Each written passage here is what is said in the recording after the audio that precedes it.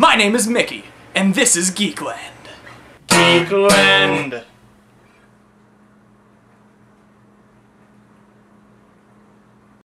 Hi everybody, welcome back to Geek Land. On today's episode, we're going to be talking about the X-Men movies. This series has had a lot of installments over the years.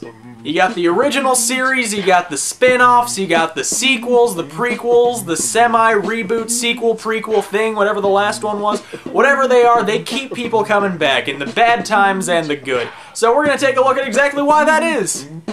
I want to take you on a journey through time and space, all the way back to the year 2000. Imagine, you're a 5-year-old boy obsessed with superheroes. The problem is that at this time, most superhero movies are kind of campy, they're kind of stupid, and they're sparsely nippled. So what's this 5-year-old boy to do? Cry? Bask in the glory that George W. Bush hasn't yet taken the throne? And then, all of a sudden, ba-na-na-na-na-na, ba-na-na-na-na-na, ba-na-na-na-na-na, ba-da-da-da-da, ba-da-da-da-da-da, ba-da-da-da-da-da, ba-da-da-da-da-da. They made an X-Men movie. This movie was everything the 5-year-old boy was looking for, and it took over his life. It was dark and gritty, but it also maintained an air of silliness that was easily graspable by any mainstream audience.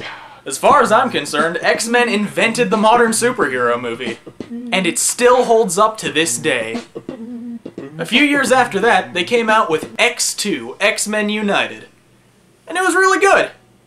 It wasn't quite as awesome as the first movie, but it was still really, really cool. It was a lot darker and more violent than the first one, which some people loved and others found a bit off-putting. Either way, it was a great classic superhero movie and a huge success. And then, it happened.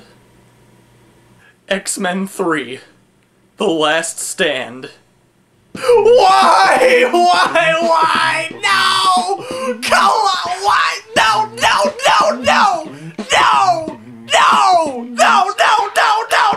Come on, why? I really don't like this movie. Bryan Singer, the acclaimed director of the first two X-Men movies, decided not to do this one because he was busy directing the almost as awful Superman Returns, as well as being an alleged pedophile. I'm not making a joke right now, I'm serious, Google it. It's messed up. So he handed over the reins to another director. Who would it be? The film world was abuzz. Could it be the Wachowskis? Maybe Matthew Vaughn? Maybe even Guillermo del Toro, he could have a cool take on it. Nope! They went with Brett Ratner. Brett Ratner?! You know, that no-talent hack douchebag responsible for the Rush Hour movies and Tower Heist? He's the perfect guy to bring the Dark Phoenix saga to life, right? Right? F*** you! This movie is horrible. They kill off some of the best characters. They turn the Juggernaut into a Cockney internet meme. They turn Mystique back into Rebecca Romaine, which... Okay, that was okay. They don't give Angel any screen time. They completely leave out Nightcrawler. And they absolutely butcher the storyline of the entire franchise!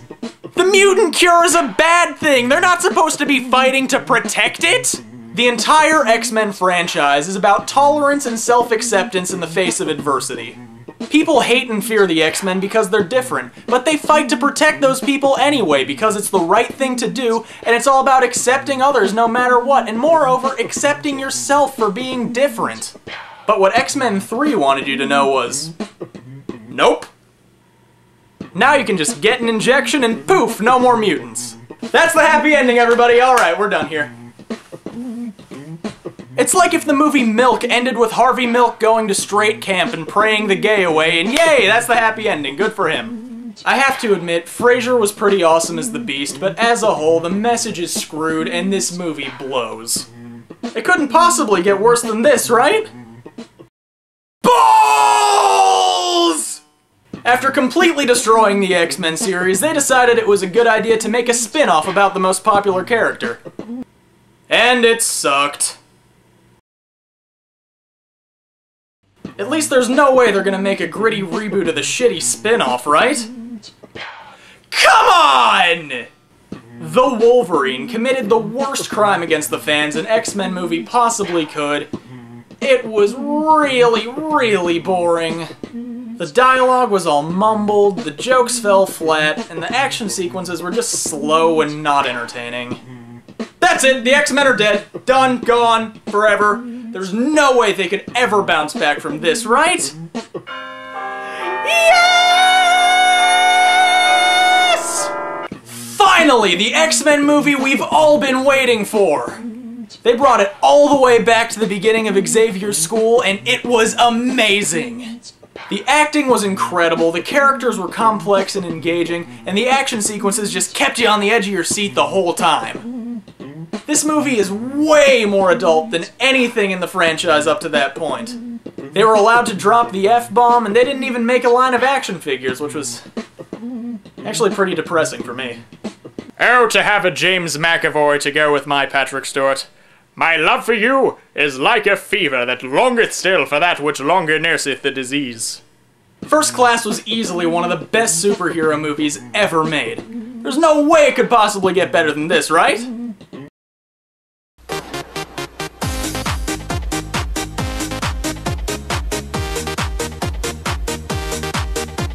Finally, Bryan Singer, the pedophile king of the modern superhero movie, is back, and he came back with a vengeance! This movie is absolutely perfect.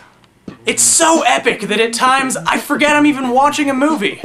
It stayed true to the comics, and it had Academy Award level performances from James McAvoy, Michael Fassbender, and Tyrion Lannister himself. You know how good Peter Dinklage was in this movie? His character isn't even supposed to be a dwarf! But he was so good, so menacing, and so intense that you totally forget that he's like this tall. The redesigned Sentinels look amazing, and you know what the best part is? Thanks to retroactive continuity, this movie makes it so that X-Men 3 never happened! I saw it in theaters 3 times, and I can't wait to get it on Blu-ray. Plus, the after-credit scene is sure to make any comic fanboy's head explode. So, you know, wear a raincoat. So, there you have it. There's my review of the X-Men movies. Thank you so much for watching. If you have any questions or suggestions, feel free to leave them in the comments section right down here, along with any ideas you might have for what I should review next.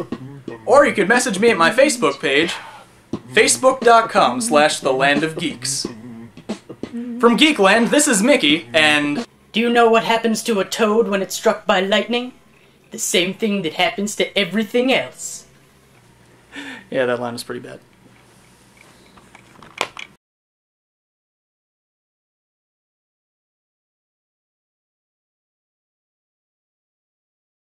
Why?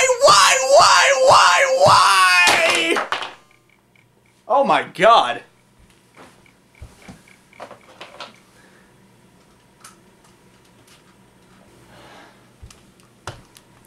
Hi everybody, quick side note. While I was jumping up and down just then, my Green Goblin figure fell off the wall over there, and its leg is broken.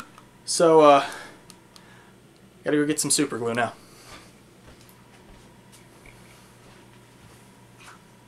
I'm sorry, I'm so sorry. I'm sorry guys, I won't do that again, that was really stupid. Why would I jump up and down in this room? Look at this shit! Ah! This is worse than X-Men 3!